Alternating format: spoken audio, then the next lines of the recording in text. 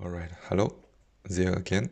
So this video I made to explain the relationships among all those different kind of masses. As you can see in this cap 696, there are a list of different type of mass, a lot, and their relationships are rather complex or not necessarily. I hope this diagram I'm summarizing here can help you to memorize their relationship easier. And I will use this question that I found tricky to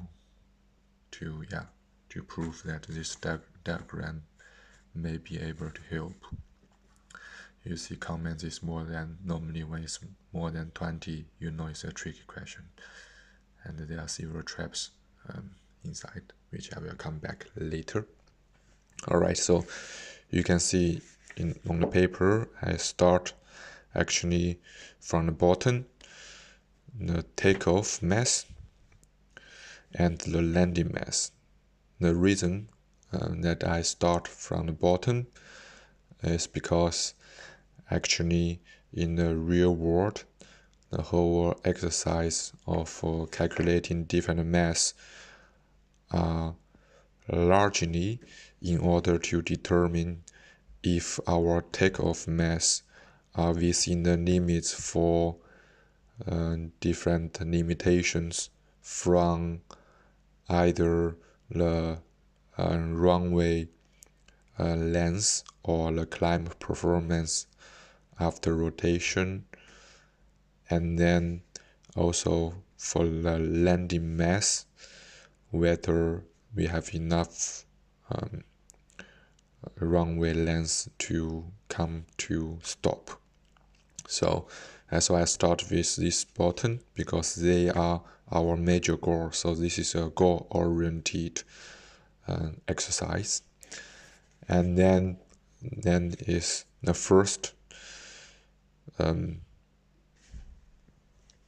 element. So their difference, the mass difference between takeoff mass and landing mass, is the fuel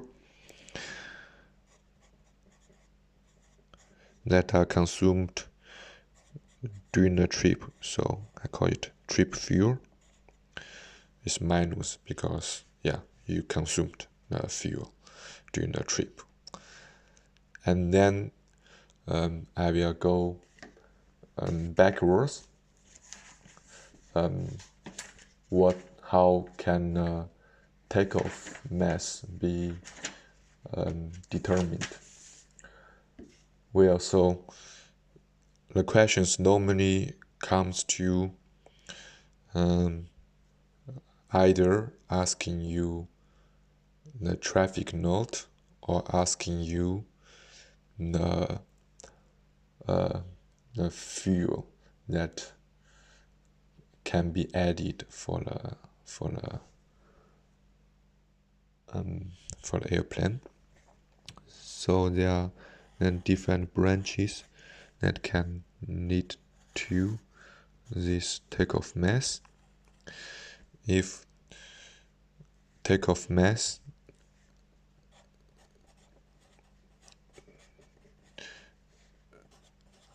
subtract the traffic note, then we will get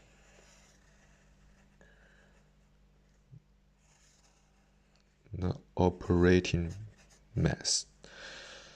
So you can always go back and refer, okay, what is operating mass? It is the dry operating mass plus fuel without traffic load. I will first stick to this diagram, and then later I hope the logic will get more intuitive. Okay, and then the operating mass, if we subtract the fuel, I will not mention what fuel for this moment. I will disclose it later.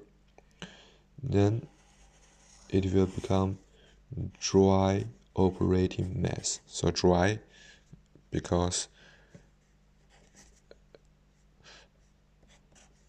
following the arrow of the arrow direction. So the dry operating mass, adding fuel, make it not dry anymore, so operating mass.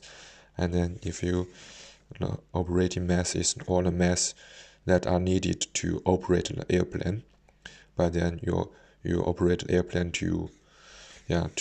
for commercial purpose. Therefore, you have traffic load, which include passengers, luggages, okay. And then on the other side, if you instead of first instead of traffic load, if you subtract fuel, so the takeoff mass subtract the fuel, which will be what is called zero fuel mass, okay. So this zero fuel mass meaning the mass without fuel. And then what is left is the traffic load then.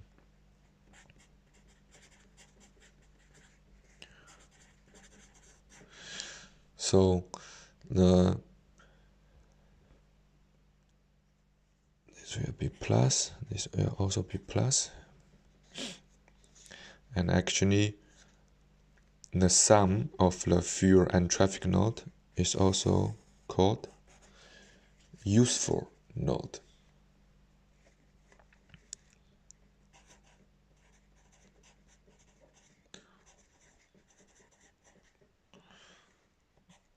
Okay. And then for the dry operating mass, so we need pilots and crew staff to operate them.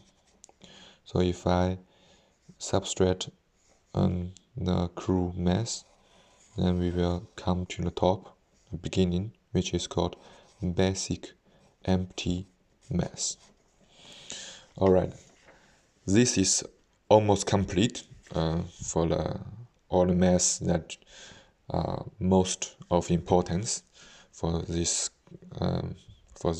calculation exercise. But then some question maybe you already raised. Already in many questions you are confused by or trying to be confused by whether it's a takeoff fuel or whether it's block fuel. Okay, remember, as I mentioned, the reason I start from the bottom, takeoff mass and landing mass, is because that's the major motivation for this exercise is to make sure we have takeoff mass and landing mass within the limits. So the fuel for this calculation is using takeoff fuel. Okay, this is takeoff fuel. So this addressed your question whether which fuel it should be used. Okay, so all the mass that has been mentioned here is referring to takeoff mass. But then where does this block fuel comes? Where? So that comes actually from the fact that for the takeoff mass, sometimes the pilots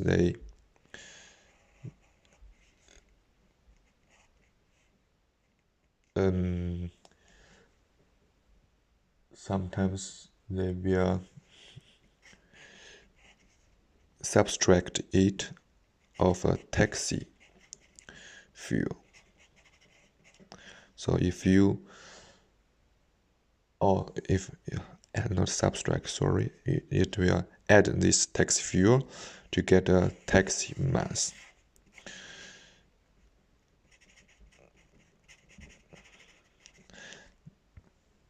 They do this because they know the taxi fuel will be consumed before takeoff, so the calculation will allow for more mass capacity to be loaded. So this taxi fuel, if you add the takeoff fuel, these two you add them will give you what is called block fuel. So that is fuel that you have on board when you just start moving, switching on the engine on block. Yes, so I think there are several traps. Then I will come back to this question.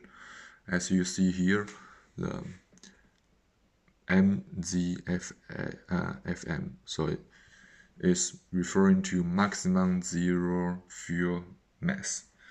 Okay, so there are, as I mentioned, this exercise is to ensure all the mass are within limit. One of the limit is this zero fuel mass need to be lower than the maximum zero fuel. That's why in here this is the first trap where I did wrong. When it says there's a zero fuel mass, you use this one because that's the actual zero fuel mass.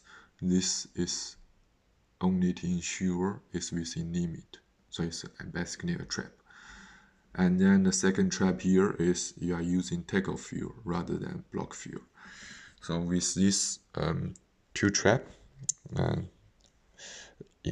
being considered, if you can draw this diagram before in the exam, then it should help you to avoid those traps and use the correct one. Let me try to think if I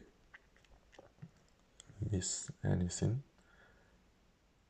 I hope I have all the things explained, and I hope this video is helpful for explaining all those tricky definition or kind of mass. And you can, during the exam, use this cap 696. Bear in mind, for instance, here the operating mass is the dry operating mass plus fuel. So operating mass is dry operating mass plus fuel. But remember, it's the takeoff fuel. It's not specified here, that you need to be aware of. All right. So with that, I hope, good luck with your preparation, and leave your comment if you think something can be explained differently or better. Let's help each other. Good luck. See you next time.